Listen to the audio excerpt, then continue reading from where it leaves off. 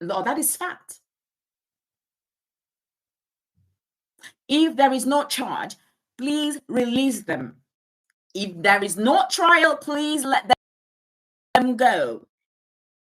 If there is no evidence, please release them. Many of these men and women are sons and daughters. They are fathers and mothers. They are breadwinners and helpers. And above all, they are loved.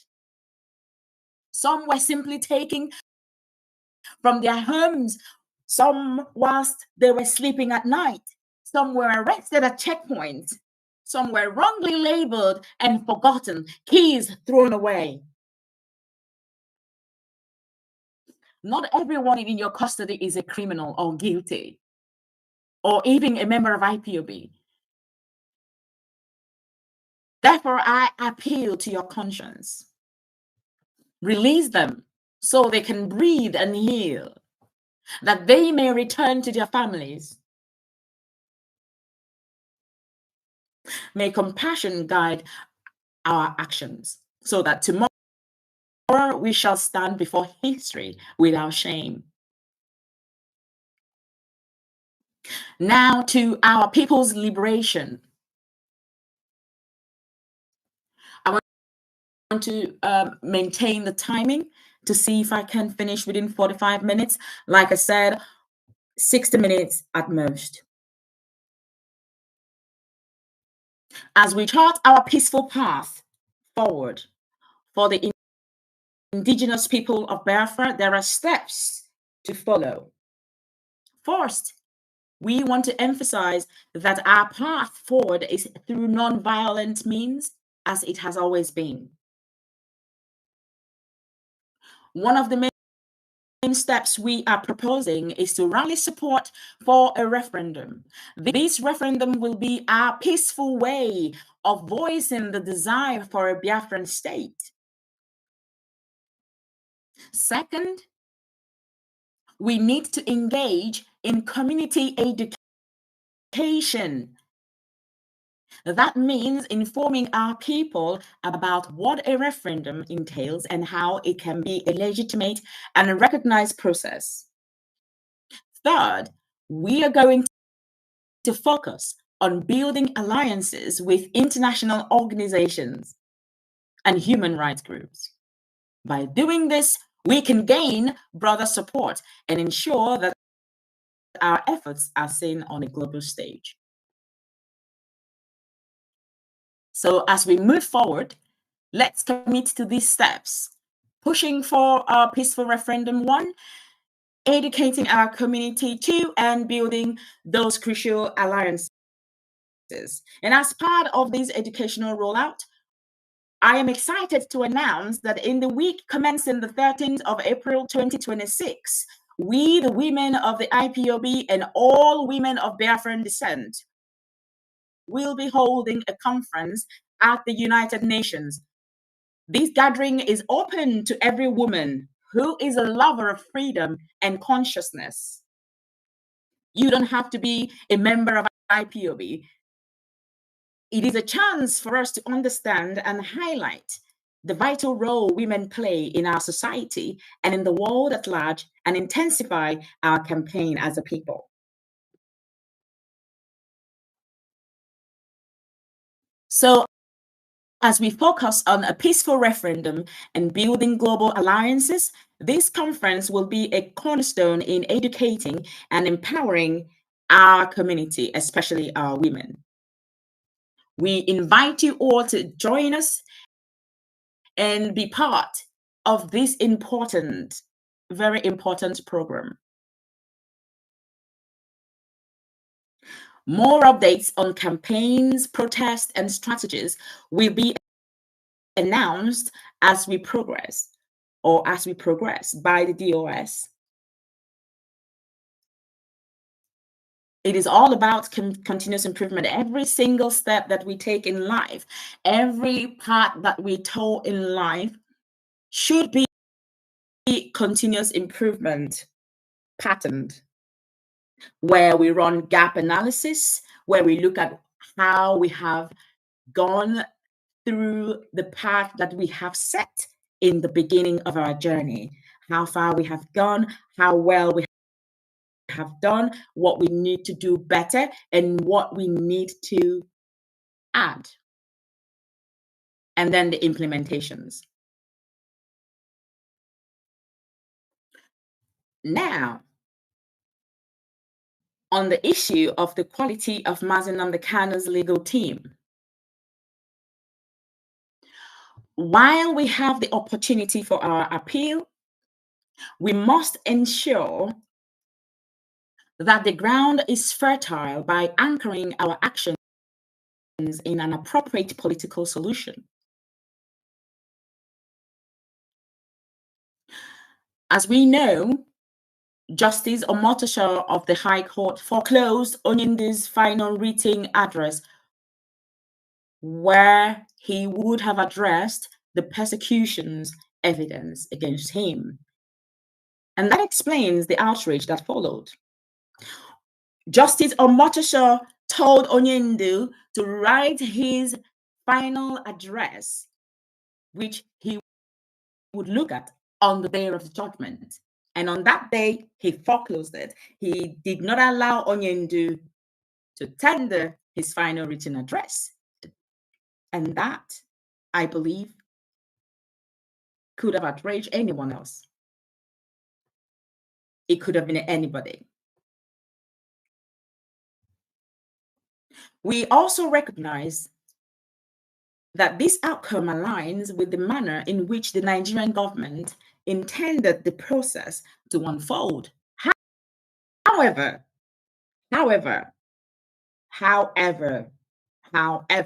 it is equally clear that some of these consequences could have been avoided. I mentioned this on the very day of that conviction, that we could have averted some of these consequences. They could have been avoided had there been greater fidelity to due process and purity of form. Nevertheless, we will petition Justice Omotosho to the highest possible authorities. This effort is further strengthened by the concerns already raised by lawyers who have highlighted his apparent impunity and called for formal accountability. It is very, very pivotal. In fact, it is important, or actually, it is better to adjudicate within the bounds of justice and allow the government to lawfully exercise its authority in retaining custody of the prisoner than to permit actions that undermine due process and expose these irregularities to the scrutiny of the global community. What I'm trying to say is that what a Omotosho or any judge could have done is do their diligent job or do their job diligently within the light of justice and give the judgment as it should have been, and then allow the Nigerian government to as they have always done, keep Onyendu where they wanted to keep him, but at least let the judgment be in the light of justice. But that did not happen. And Omotosho must face the consequence of what he heaved upon himself. On the issues of updates, I have restrained myself several times solely because Onyendu asked me to do so. That is before he was taken away and moved to Sokoto. However,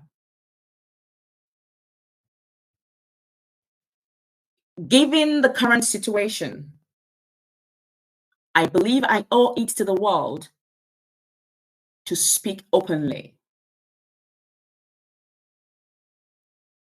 There is overwhelming concern, both home and abroad, regarding Onyendu's legal team.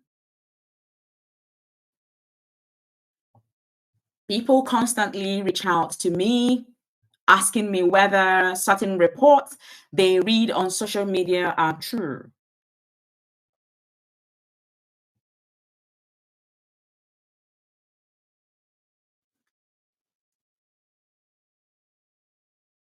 My simple answer, my honest response has often been that I do not know, simply because no one is updating me. Since my husband was transferred to Sokoto, the conduct of some of his legal team has been highly unprofessional and uncivilized. I believe I owe this openness to the people because both Mazi Kanu and I belong to the people.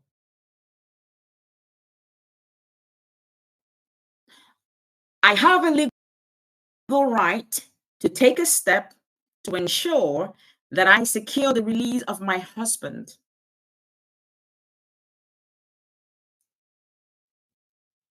But first,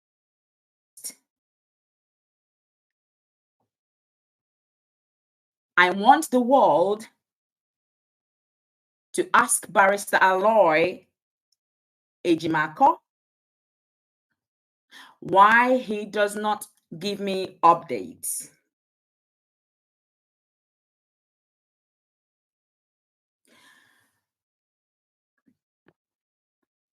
On the 17th of July, 2024,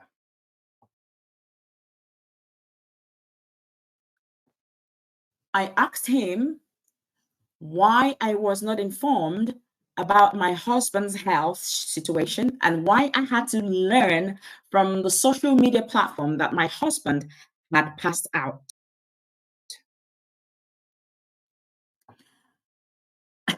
The response I got hit me. His response was that he did not want to upset me.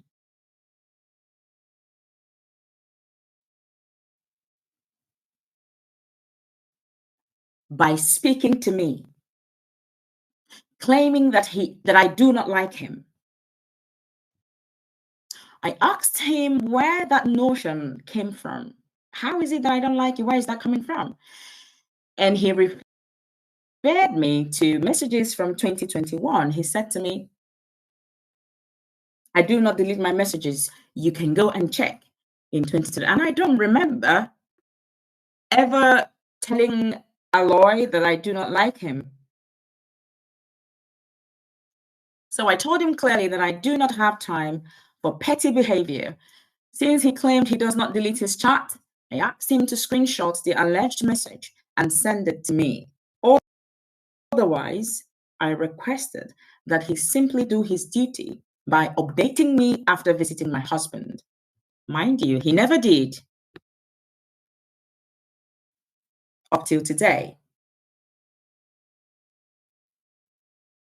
Furthermore, in August 2024, Nnamdi came and I visited my husband on 5 different occasions.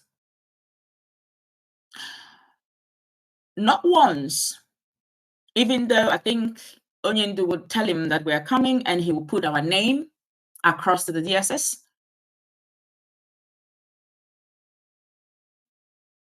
Not once during those visits did I see Barrister Aloy,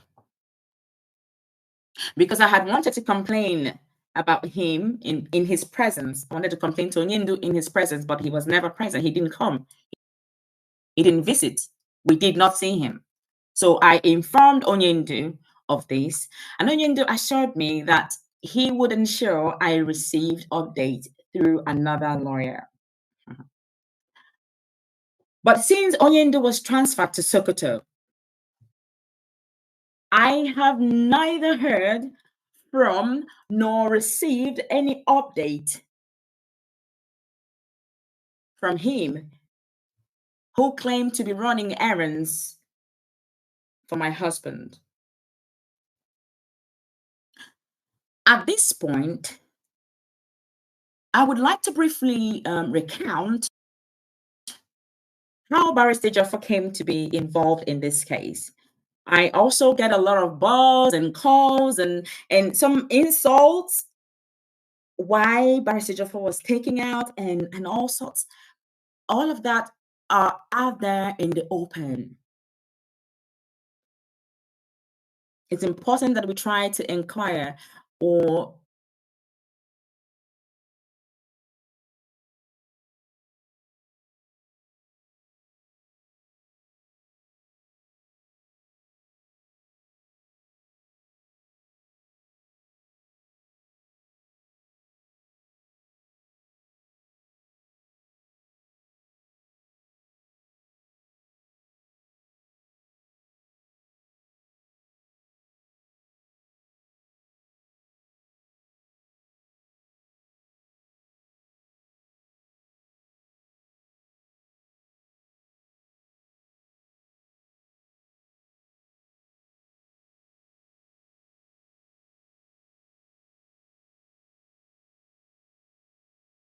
called Obeta.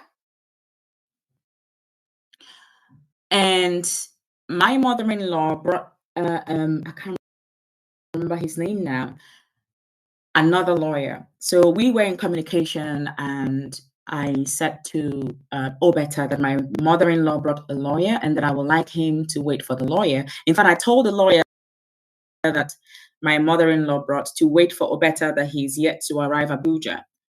Because I like to work in uniform. I don't like to work in silos.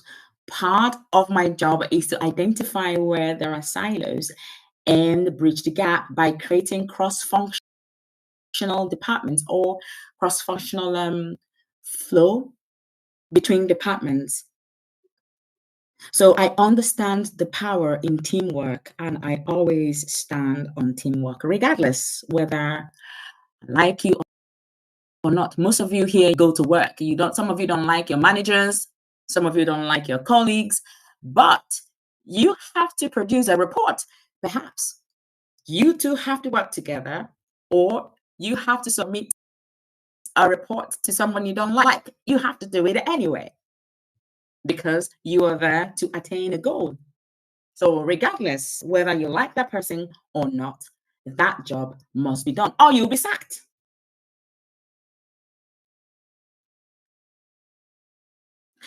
So, Abule got connected. Sorry, I can't remember I can't remember the barrister's name. It keeps flying off now. He got in contact and met with Obeta, and whilst that was going on, Barrister Ebule, Gabriel Ebule, contacted me, saying that he spoke with Onyendu. He saw Onyendu, that the DSS brought Onyendu to court. They were trying to convict him that same day. But Ebule walked up to Onyendu and said, I think I know you. So Onyendu said to him, can you defend me? And he said yes. And he got a bail right there for Onyendu that same day. So Onyendu said to him, you will contact my wife, tell her that I have been given a bail, this, that. So when Ebule contacted me, I said to him that Obeta is on his way, and the lawyer that my mother-in-law brought was also on his way. So the three of them can meet and work together. And absolutely all I wanted was my husband to be released, safe, and unharmed.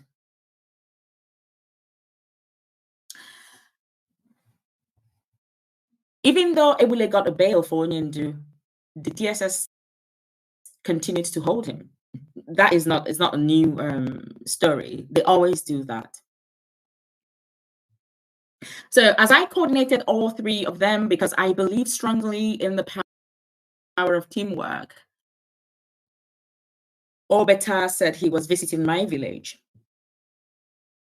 So after that visitation, he stopped giving me updates. Obeta stopped giving me updates and began speaking to me in a disparaging and unprofessional manner. As a result, I asked him to step aside. He later apologized, claiming he had been misled by my in-laws. That was what he said. I don't know, and I didn't care to know, and I did not want to listen to what he had to say. I told him clearly that he had crossed the line and that I no longer wanted him involved. I made it clear that I did not.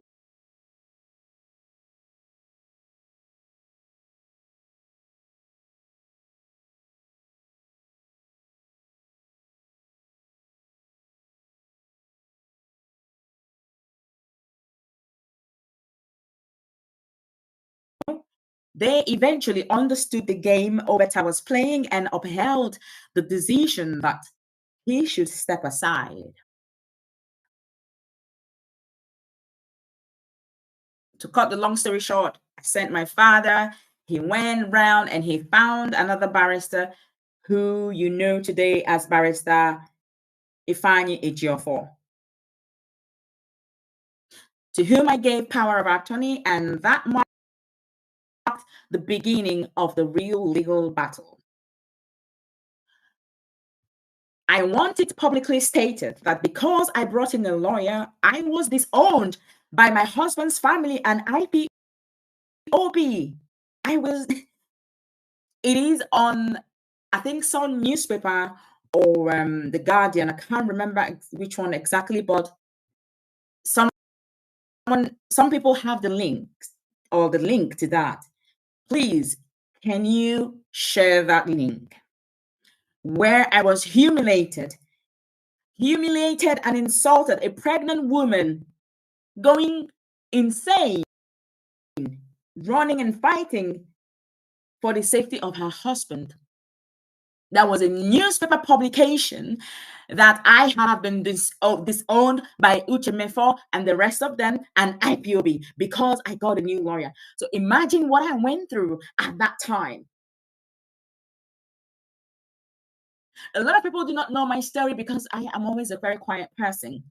But I think it is high time that anything that bothers me, because currently I am unwell, I have just had a major surgery and I have not even healed. I can't even heal properly because I am having to face all of these situations and circumstances all by myself, raising a young, vibrant 9-year-old boy on my own. I have never had any heart problem. I have never had any heart or high blood pressure, regardless everything that I have gone through in life.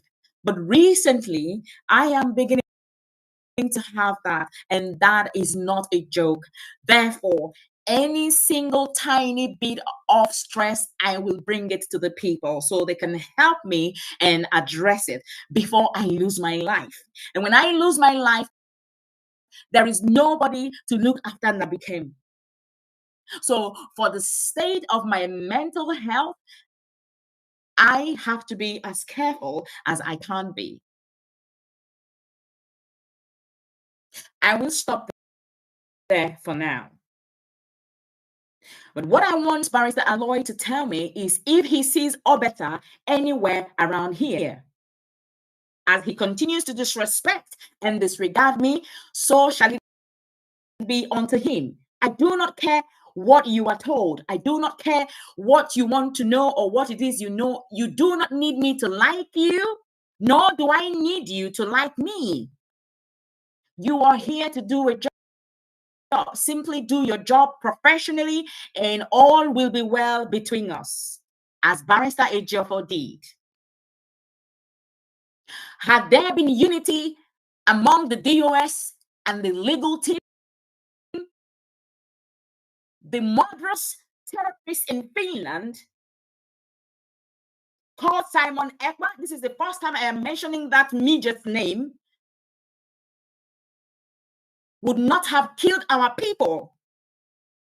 The crimes committed by that boy and his so-called government in exile and liberation mad army was used to pass judgment against Mazi Nnamdi Kanu. I hope you heard this directly from the bishop who visited Onyendu, Bishop Ike Iguano.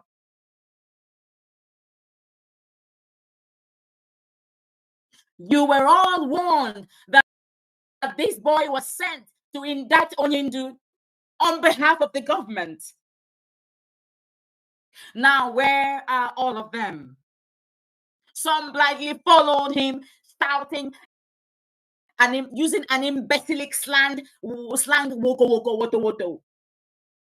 They call themselves several names: automated fools, automated what? Automated pilots, something like that. Now, where are they?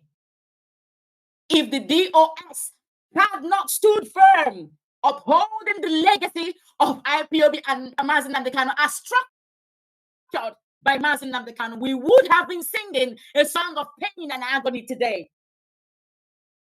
The world would have been looking at IPOB as a terrorist organization. Wow!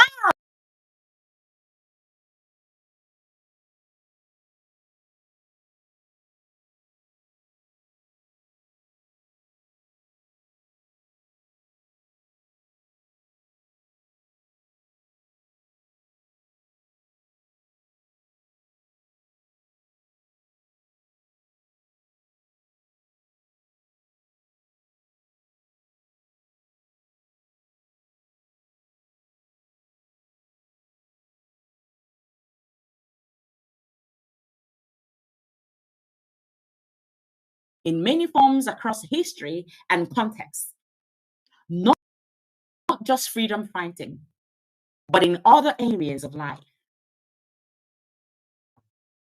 Before I leave you tonight, I want to speak not to institutions, not to governments, but to human conscience. When history looks back at moments like this, it is not, or it will not ask who was powerful. It will not ask who was more braggadocious.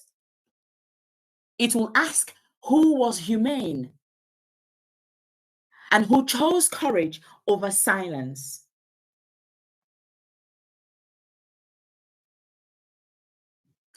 To those planning to leave IPOB because Onyendu is incarcerated, shame on you. You came to behold Mazi Nnamdi Kanu and have chosen to abandon him now that he needs you most. Now that you must stand and uphold IPOB by whatever means, men of fickle minds. That is what you are. If that is why you're leaving IPOB, this is a time for you to stand. Mazi Nnamdi Kanu is not asking for special treatment. He is asking for life. He is asking for justice and for safety. He's asking for the basic dignity guaranteed to every human being under international law and moral order.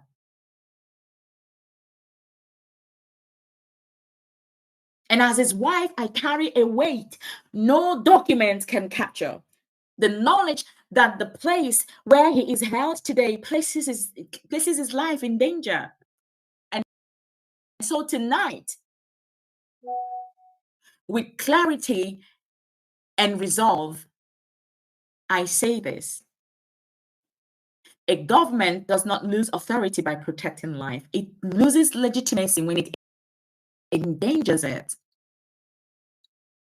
To the international community, this is not a distant story. It is out there. Everyone is on top of it. You can see the travesty of justice. You can see the manipulation. You can see the law upon which Mazi Nnamdi Kanu was tried.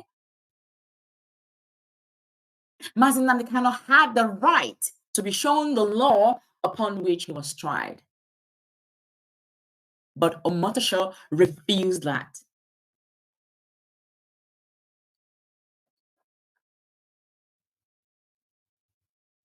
To the faith leaders, if the sanctity of life is sacred,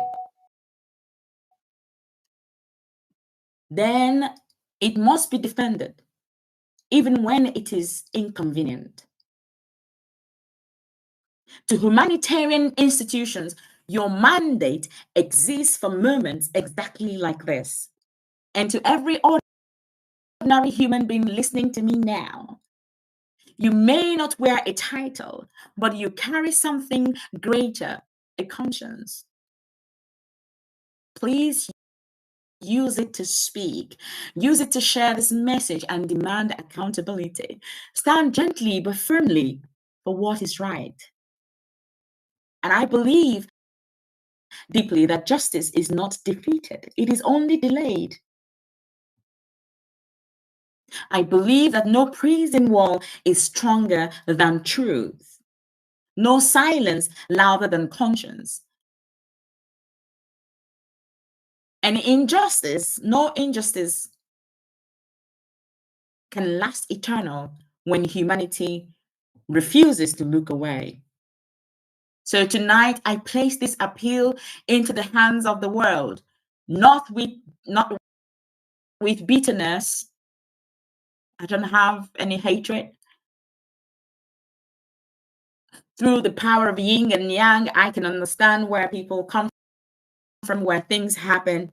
But the most important step is the step that we take to make it better, to reflect and turn around. May history record that when a life was endangered, the world chose to listen.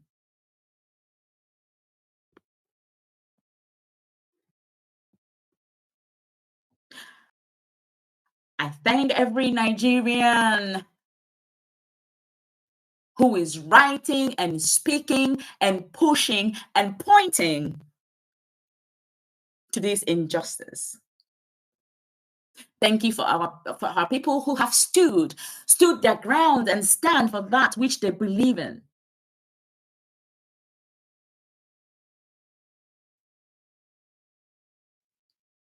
Thank you, everyone. As I said, I will endeavor to continue, I will endeavor to bring updates, next campaign, whatever it is that we need to roll out, any step we need to roll out, that will be channeled through the appropriate source, the DOS and the rest of the leadership. They will have that sorted. Thank you, everyone, for standing with me to choose for life and justice. What we do right now will be our legacy. For we will look on this moment, or for when we look on this moment, in the future, when we look back and see this moment, it will either fill us with great pride or great shame. And I pray we do not take the path that will fill us with great shame. Rather, let us take the path that will fill us with great pride. Thank you. From me, from here, it is good night. God bless you.